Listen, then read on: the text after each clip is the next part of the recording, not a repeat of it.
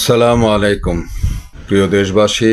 আমরা আসলে কেমন যেন এই যে আন্দোলনটি, এই আন্দোলন শুরু হয়েছিল কোটা আন্দোলনের মাধ্যমে। ঢাকা ইউনিভার্সিটির কিছু ছাত্র সেটা শুরু করেছিল।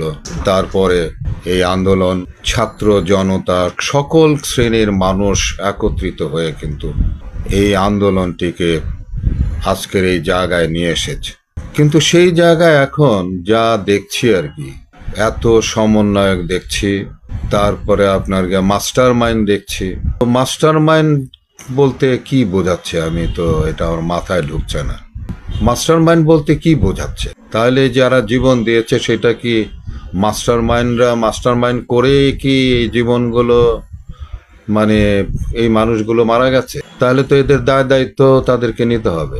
তাহলে তো এগুলো তো যদি মাস্টার মাইন্ডরা যদি বলে যে মাস্টার মাইন্ডরা এই কাজ করেছে, তো তাহলে কি সাইদকে গুলি তাহলে কে করেছে? তাহলে তো মাস্টার মাইন্ডের মাথায় তাহলে আছে।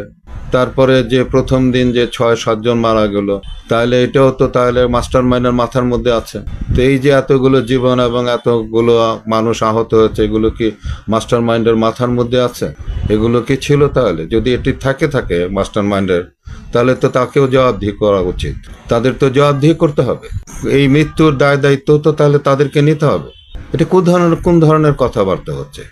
সমস্ত মানুষ মিলে যে আন্দোলন করেছে, সেখানে এখন মাস্টার মাইন্ড, সেখানে এখন সমন্বয়ক, এই সেই নানান কিছু, মানে এটা জনতার এই আন্দোলনকে হাইজ্যাক হয়ে যাচ্ছে। সকল মানুষের যে আন্দোলন সেটা হাইজ্যাক হয়েছে। আমি কেন এই আন্দোলনের সঙ্গে যুক্ত হয়েছি?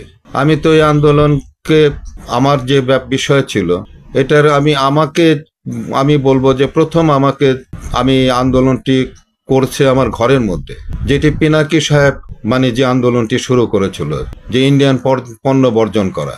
সেই ইন্ডিয়ান পণ্য বর্জন করাটা তো আমার ঘরে আমি প্রথমে শুরু করেছি এটি।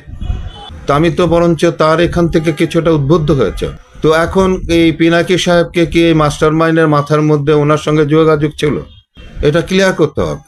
এই যে আমরা অনেক মানুষই কিন্তু ইন্ডিয়ান পণ্য বর্জন কিন্তু করেছি আমরা। তো সেইখান থেকে এবং ইন্ডিয়ান যে বিষয়গুলো যেগুলো ছিল, সেই সমস্ত জিনিসগুলো আমাদেরকে যেভাবে পীড়া দিচ্ছিল, তারপরে এই যে আপনার শেখ হাসিনার বলা যেটি, যে আমি ইন্ডিয়াকে যা দিয়েছি ইন্ডিয়া সারা জীবন মনে রাখবে, এটা কি মাস্টার মাইন্ডের মাথায় ছিল?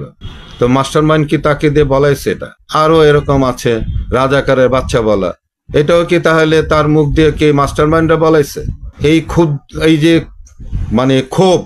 এই যে এই জিনিসগুলো, এগুলো তাদের মধ্যে থেকে, যেমন কাদের সাহেব বলেছে আমার এদেরকে দমন করার জন্য ছাত্রলীগে যথেষ্ট, তাহলে কি কাদের সাহেবকে কি মাস্টার মাইন্ডরা দিয়া বলাইছে? এই ধরনের কি ধরনের কথাবার্তা হচ্ছে এগুলো? তো মানুষের মধ্যে তো আরেকটা নতুন করে ক্ষোভের সৃষ্টি হচ্ছে। এই সকলের অর্জনকে এখন কিছু কিছু মানুষ তাদের অর্জন, এগুলো তো বলা কি এগুলো ঠিক হচ্ছে?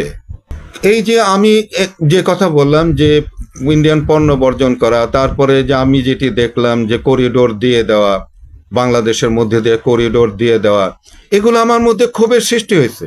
আমি অত্যন্ত ক্ষোভ তারপরে এই যে এদেরকে রাজাকারের বাচ্চা বলা, অমুক বলা, তমুক বলা, তারপরে এই যে কাদের সাহেবের কথা, আরেকজন বলেছে আমাদের যা গুলি আছে সেই গুলি শেষ প্রতিদিন এত গুলি করলে পরেও সেগুলো গুলি শেষ হবে না।